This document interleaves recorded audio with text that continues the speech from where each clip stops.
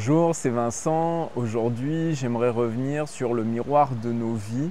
C'est une notion dans le développement personnel, dans le coaching qu'on va souvent retrouver, notamment au niveau des relations.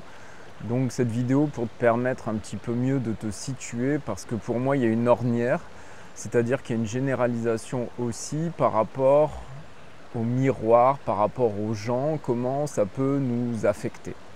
Donc en fait, quand on est parfois dans une dynamique donc d'accompagnement et que on a envie d'évoluer, ou ça peut être voilà, en termes d'introspection, eh bien on va souvent dire que ce qui peut nous agacer, ce qui peut vivre en nous, eh bien on va le voir à l'extérieur.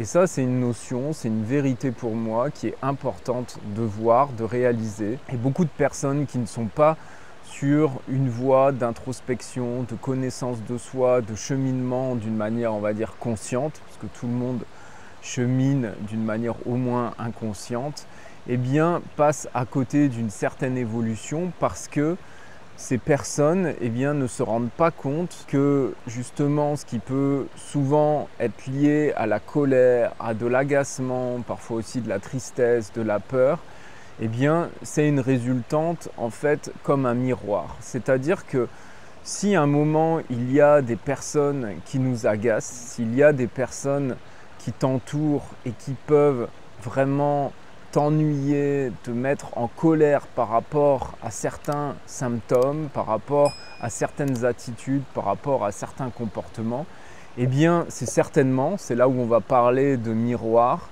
eh bien, ça peut être en fait un reflet de toi-même, ça peut être un reflet de nous-mêmes. Donc, ce qui va nous accrocher en général, eh bien, ça va venir nous impacter. Mais pour moi, il n'y a pas que ça. On pourrait vraiment tomber dans cette ornière de penser que à chaque fois qu'il y a quelque chose qui nous accroche, donc ce qui nous accroche pour moi, c'est que eh bien, ça dure un petit peu dans le temps et ça peut venir d'une manière récurrente. Ce qui ne nous accroche pas en général, eh bien, c'est pas forcément récurrent, ça dure pas forcément dans le temps, ça glisse un petit peu sur nous. Donc il y a plein de choses, il y a plein d'éléments dans nos vies, dans nos interactions humaines et relationnelles où eh bien, ça nous accroche, donc pas forcément. Quand justement ça nous accroche, quand il y a quelque chose qui reste, eh bien, c'est qu'il y a une forme d'impact. Donc pour moi, il y a deux notions, il y a deux éléments qui font que ça nous accroche et que ça crée un impact pour nous. Donc une première voie, comme je viens de l'exprimer et qu'on va souvent révéler, c'est qu'il y a une notion de miroir. Donc ce qui nous agace, ce qui vit en nous, eh bien, va se matérialiser peut-être sous une autre forme, mais d'une manière miroir. Parce que souvent, on a une zone d'ombre en nous, on a ce qu'on va appeler aussi des angles morts. Et avec ces angles morts, eh bien, on a aussi besoin, et la vie fait partie de ça, de pouvoir le voir à l'extérieur parce que justement, on ne va pas forcément regarder les éléments à l'intérieur et il y a aussi des zones cachées par rapport à notre conscience.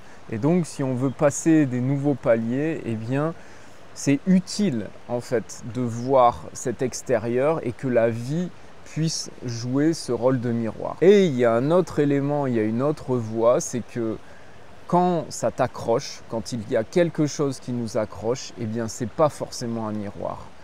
C'est aussi en fait quelque chose qui peut avoir notion avec ton cheminement, ta raison d'être, ton sens de vie. Et si ça revient et que ça t'accroche, eh bien ça va être à nouveau pour moi relié certainement à une forme de création à ton niveau.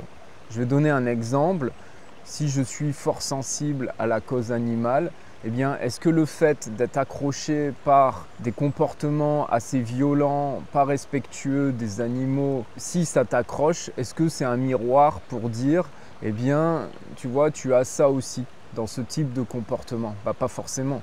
C'est-à-dire que c'est certainement une voie aussi pour t'élever et créer en lien avec cette accroche, ce qui t'agace, pour justement eh bien, venir créer des nouveaux espaces et donner des impulsions de vie qui te permettent justement de te relier à ce qui t'ennuie, à ce qui n'est pas noble pour toi et qui va te permettre de créer aussi ces appels.